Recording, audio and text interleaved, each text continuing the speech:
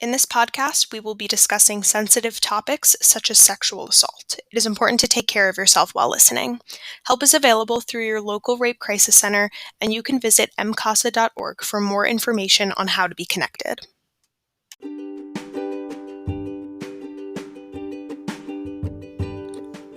Hey everybody, it's Meredith, Policy Advocate for Community Engagement at the Maryland Coalition Against Sexual Assault, and this is MCASA On the Go, the official podcast of the Maryland Coalition Against Sexual Assault. MCASA is the federally recognized statewide coalition providing training, technical assistance, and policy advocacy to rape crisis centers and member organizations across the state.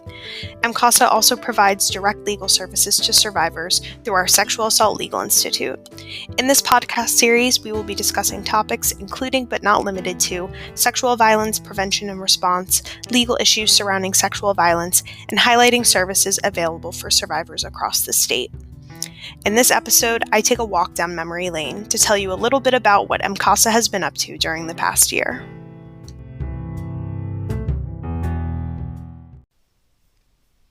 Hello everyone, welcome back to MCASA On the Go. What a year it's been. Hard to believe we're already halfway through 2021. We wanted to take some time this summer to take a look back at the past year, specifically all that the MCASA team has done to bring Maryland service providers training on sexual assault response and prevention straight from our living rooms. For those who are unfamiliar with our training programs, MCASA provides free training on sexual assault response and prevention to Maryland service providers. We host training series for advocates, campus professionals, folks from our sexual assault response teams, and trainings by request to a wide variety of professionals that work with sexual assault survivors. When the pandemic hit and the world shut down, our team was tasked with making sure we were able to continue to provide the same trainings and even pushed ourselves to bring more training opportunities than ever before. Our summer 2020 kicked off with our Sexual Assault Victim Advocate Fundamentals training in June. All from the comfort of their homes, over 100 advocates across the state received our comprehensive advocate training through a mix of live webinars and self-paced online training modules. Previously a 4-day in-person ordeal, MCASA staff provided training spread out throughout the entire month on topics including crisis intervention, serving underserved populations, legal options for survivors of sexual assault, the neurobiology of trauma, prevention, safety planning, confidentiality, and many other diverse topics in order to enhance their advocacy skills. We continued this series throughout the past year, holding sessions that following September and this past February and June. We're proud to continue this program virtually this coming September, and you can find more information on our website at mcasa.org. Our summer continued with a variety of expert trainings on a wide variety of topics. Prior to the pandemic, we would periodically host these types of trainings in person, but with folks working remotely, we were provided an amazing opportunity to bring even more national experts from all over the country to our virtual space. Molly Bader-Harris was the first to join us virtually from the West Coast, providing insightful training titled How COVID-19 May Trigger Bodily Memories for Sexual Trauma Survivors. In this training, almost 200 advocates and professionals learned from Molly the different ways in which sexual trauma and COVID-19 may produce similar survival responses in a survivor's physiology, and how we can work as a community to bolster ourselves and each other towards collective healing and justice. A wonderful training for advocates who are still adjusting to helping survivors in the middle of a pandemic, which is something we had never had to encounter before. Through Molly, we met Desiree Magsumbol, who provided advocates another wonderful training with tools for advocates working with incarcerated survivors. As we know, COVID-19 had a huge impact on incarcerated populations, and we were so glad to be able to provide training for advocates who work with this unique population of survivors. As we transitioned out of the summer and into fall of 2020, folks across the state were left scrambling to answer one question: how do we prevent and respond to sexual violence in college communities when classes are completely remote? Well, at MCASA, we had the same question, so we came together to bring our campus professionals a virtual campus training series. Adapted from our regional campus training series, our team put together 6 webinars spread out throughout the academic year on a wide variety of topics to help alleviate these concerns amongst the college community. Our series kicked off with a conversation between MCASA and one of the authors of Sexual Citizens, Jennifer Hirsch.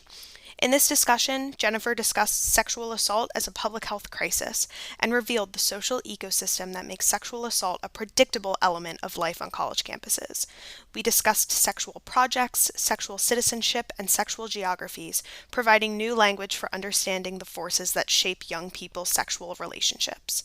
Jennifer left participants with an innovative lens to transform their understanding of sexual assault on campus and provided a new roadmap for how to address it. Our virtual campus training series continued on with a training from MCASA's senior school policy attorney, who outlined the Trump administration's proposed Title IX regulations and their intersection with Maryland law in order to help college staff navigate the changes that were to come. We were also thrilled to have Melissa Hotmeyer and Catherine Marsh from the Special Victims and Family Violence Unit in Prince George's County to discuss trauma-informed interviewing during a Title IX hearing. Both Melissa and Catherine have done such wonderful work in the college community in PG County to address this issue, and we were so glad to have them come and share their knowledge with the rest of the state. It's important to note that this January we welcomed a brand new presidential administration, so please be sure to follow MCASA to stay up to date on future training addressing any new changes to Title IX regulations. The rest of our virtual campus series followed with presentations on sexual assault prevention, serving student survivors from underserved populations, and planning for Sexual Assault Awareness Month events. We're so proud to continue this series during the upcoming academic year, so stay tuned for more information. As we know, sexual violence affects all communities. However, sexual violence affects underserved populations at disproportionate rates, and there is a constant need for culturally responsive services for survivors from these underserved populations, including survivors of color, LGBTQ+ survivors, and survivors with disabilities. It was essential for us to provide training and events that acknowledged and recognized the importance of services for underserved populations to help survivors with their healing, especially during the pandemic. Last November, MCASA staff and the Maryland Women of Color Network hosted their 15th annual conference virtually with the theme Bold and Courageous, Strengthening Community Connections to End Sexual Violence. Our two keynote speakers were Dr. Tricia B. Ben-Goodley and Dr. Vanessa Guyton, and the conference featured workshop presentations from Lisa Connors, Jasmine Morales, and Dr. Durrell Brooks. The 2021 annual Maryland Women of Color Network Conference will be held virtually on Friday, November 19th, so be sure to subscribe to our mailing list to stay up to date for more information on the upcoming conference. In our continued effort to enhance services and response to survivors from underserved populations, MCASA worked collaboratively with local organizations to provide training on specific populations. UGMA Inc., the National Center on Violence Against Women in the Black Community, serves as a national culturally specific services resource center to providing support to the Black community in response to domestic, sexual, and community violence. We were proud to have Greta Gardner and Ayanna Wallace join us from UGMA last fall to provide a training titled Riding the Wave, Bias to Equity. This workshop for both advocates and legal services staff demystified some of the language related to culture and explored the role that culture, ethnicity, and race have in shaping people's lives and lived experiences. Greta and Ayanna also explored the impact that bias and prejudice have in shaping those experiences as well, especially for Black survivors of sexual violence. Greta joined us again this past March, this time with Tom Tremblay, a retired police chief from Burlington, Vermont, who is a national and international advisor and trainer on sexual assault and domestic violence for law enforcement agencies. Together, they provided a training for Maryland law enforcement designed to enhance community partner response to sexual and domestic violence victims in the Black community by understanding the impact of chronic compounding traumas experienced by the Black community. Both Greta and Tom have provided in-person training for us before the pandemic, and we were so happy to bring them virtually to agencies across the state. In continuing collaboration with our community partners, this winter MCASA joined forces with Deaf Dawn, a nonprofit agency in Washington, D.C. that provides direct services for deaf, deafblind, deaf-disabled, hard of hearing, and listened-deaf survivors. In keeping with part of Dawn's mission to educate the community on understanding and addressing power-based violence to reduce abuse in the deaf community, we invited Roberta Eaton and Abigail Mercurio to provide a presentation on deaf culture in order to help Maryland service providers effectively serve deaf survivors in our community. We hope to continue to work with local organizations such as Deaf Dawn and UGMA Inc. to provide resources and information on all underserved populations to service providers across the state. In addition to providing training from our community partners, MCASA continues to grow our own training programs by creating and providing new training on relevant topics, especially related to underserved populations. This past spring, MCASA presented a new training on supporting men and boys survivors of sexual assault. We discussed the complexities and misconceptions that often emerge for men and boys who are survivors of sexual violence. We explored the dynamics of male victimization, the impact of trauma, and the ways individuals and programs can increase effective responses to men and boys as they seek services and support. We are proud to offer service providers best practices for serving male survivors from all communities. MCASA regularly creates new training presentations and has an extensive catalog of existing training for a wide variety of professionals. It's hard to talk about the past year without discussing the challenges that both service providers and survivors have faced, along with new emerging trends in sexual violence. At MCASA, we strive to bring service providers the most up-to-date and relevant information on these trends to better serve survivors and help them navigate unique situations. Through our weekly advocate calls and monthly sexual assault response team meetings, we have held countless conversations with our community partners on the struggles they are facing in their work and how we can better support their efforts. One of these important conversations has been around an increase in sexual assault survivors who have unfortunately also experienced non-fatal strangulation during their assault. So we called in Gail Strack, CEO of the Training Institute on Strangulation Prevention, to provide training on this issue. Gail trained over 100 advocates, law enforcement, and medical staff on the signs and symptoms of strangulation and sexual assault cases. She covered the anatomy and medical aspects of strangulation and focused on enhancing survivor safety through trauma-informed advocacy services.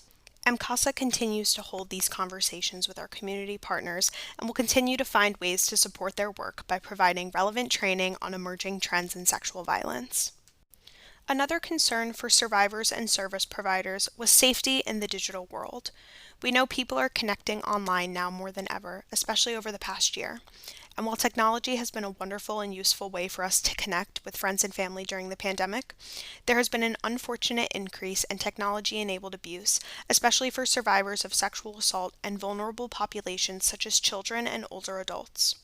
To answer questions that the general public may have regarding child online safety, MCASA developed and delivered programming on online child sexual exploitation titled Protect While They Connect.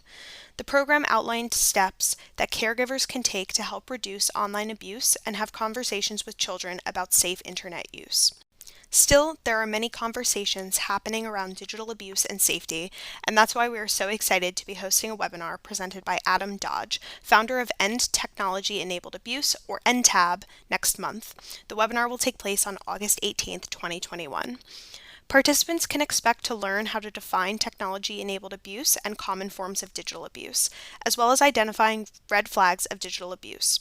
Advocates can expect to learn skills on incorporating digital safety into their work and safety planning, and learning how online abuse manifests among targets of sexual violence. If you're interested in attending this webinar, please visit our website for more information. Lastly, I'd like to give a huge shout out to our team for their fundraising efforts throughout the past year. We have held 2 virtual yoga events titled Help Yourself, Help Survivors, and have successfully hosted our first virtual legislative reception, where we outlined our top legislative priorities and honored 3 outstanding Marylanders who demonstrate outstanding leadership and compassion through their commitment to ending sexual violence in Maryland. This year, we were proud to present Visionary Awards to Delegate Sandy Bartlett, Kathleen Hand, and Nadja Cabello, and we continue to thank them for all of the work that they do. Our annual call to action, which highlights accomplishments and challenges in the fight to end sexual assault, was held virtually last fall to bring awareness to and fight for the rights of student survivors. This year's call to action will be held on September 14th at 6 p.m., and this year we are bringing awareness to technology safety for survivors and to fight for the rights of survivors experiencing digital abuse. To join us for this year's event, please visit our website at mcasa.org for more information. This past year could not have been possible without support from our community partners. From participation in our training events to showing up and leading conversations in our advocate and attorney calls, nothing they do goes unnoticed. As we all move along through the continued pandemic, I want to acknowledge the hardships of this past year and thank everyone for showing up each and every day to continue the fight for survivors of sexual violence. Thanks again, and we'll see you soon. Thanks for listening to MCASA On the Go. If you enjoyed this episode and would like to help support the podcast, please share it with others, post about it on social media, or leave a rating or review. For more information on the events discussed in today's episode, including our upcoming call to action, please visit mcasa.org for more information. Also be sure to follow us on Facebook, as well as Twitter and Instagram at mcasa.org. Thanks again for listening.